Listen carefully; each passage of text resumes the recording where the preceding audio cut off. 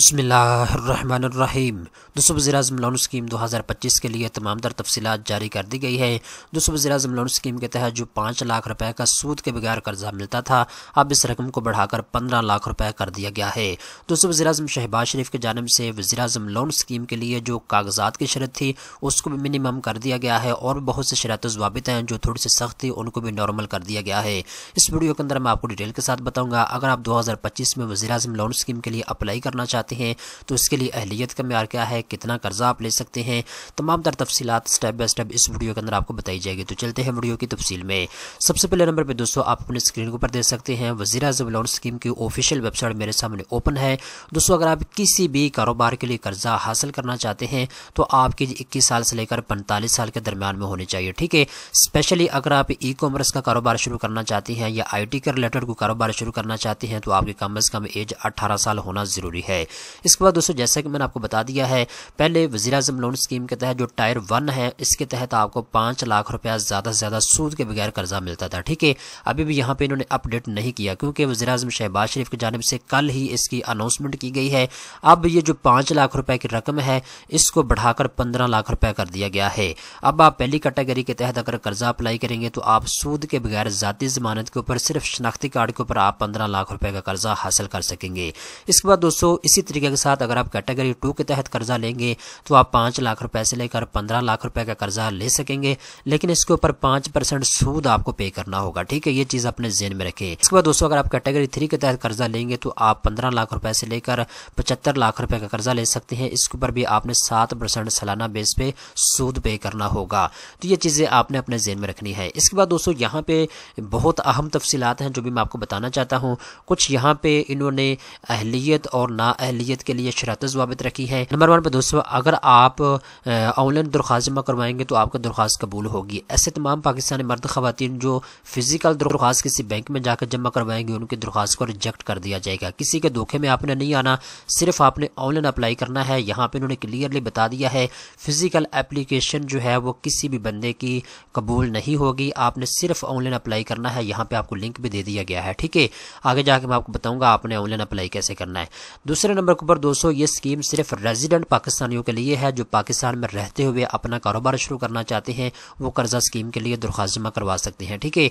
ऐसे तमाम पाकिस्तानी मर्द ख़वातीन जो बाहर किसी मुल्क में जॉब या बिजनेस कर रहे हैं, जो ओवरसीज पाकिस्तानी हैं, वो इस कर्जा स्कीम के लिए अप्लाई नहीं कर सकते। इसके बाद दोस्तों, तीसरे नंबर के ऊपर इन्होंने एक और शर्त रखी है, गवर्नमेंट के जो एम्प्लॉई हैं वो इस कर्जा स्कीम के लिए नाअहल करार दिए गए हैं।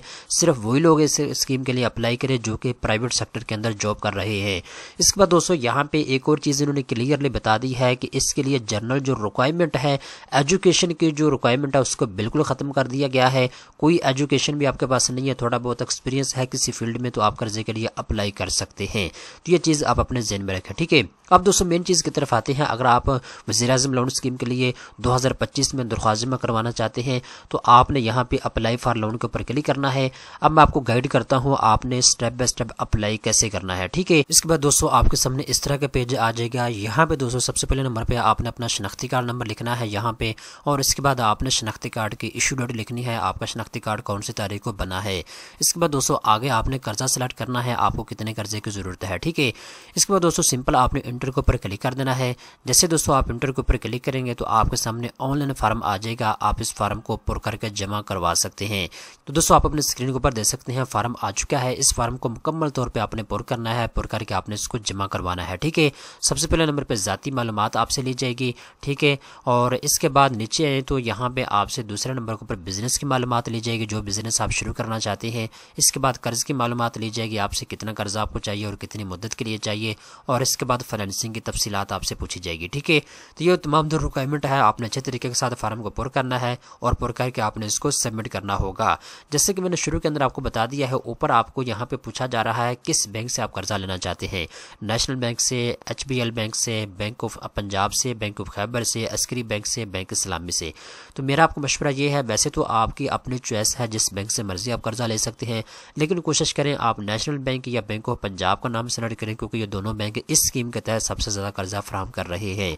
इसके बाद दोस्तों, अगर आपने पहले वज़ीर-ए-आज़म लोन स्कीम के तहत दरख्वास्त जमा करवाई हुई है, अगर आप अपनी दरख्वास्त को ट्रैक करना चाहते हैं, यहाँ पे इन्होंने ऑप्शन दिया हुआ है, ट्रैक के ऊपर आप क्लिक करेंगे, ठीक है। इसके बाद दोस्तों, यहाँ पे आपने कुछ मालूमात देनी है। है शनाख्ती कार्ड नंबर आपने यहाँ पे लिखना है, मोबाइल नंबर आपने लिखना है, इसके बाद कौमी शनाख्ती कार्ड के मिलने की तारीख, इसके बाद आपने डेट ऑफ बर्थ अपनी लिखनी है और सबमिट के ऊपर आप क्लिक करके अपने दरख्वास्त के स्टेटस को भी चेक कर सकते हैं। ठीक है, तो ये वो तमाम तर तफसीलात हैं जो वज़ीर-ए-आज़म लोन स्कीम की तरफ से 2025 के लिए जारी की गई है। अब दोस्तों यहाँ पे एक और चीज़ अपने ज़हन में रखिए, अगर आप ये कैलकुलेशन करना चाहते हैं, अगर आप वज़ीर-ए-आज़म लोन स्कीम के तहत कर्जा लेते हैं तो आपने माहाना किस्त कितनी जमा करवानी है, तमाम तर तफसीलात यहाँ के आप चेक कर सकते हैं। जैसे ही आप इसके ऊपर क्लिक करेंगे कैलकुलेशन के ऊपर, तो यहाँ पे आपसे पूछा जा रहा है कितना कर्जा आपको चाहिए।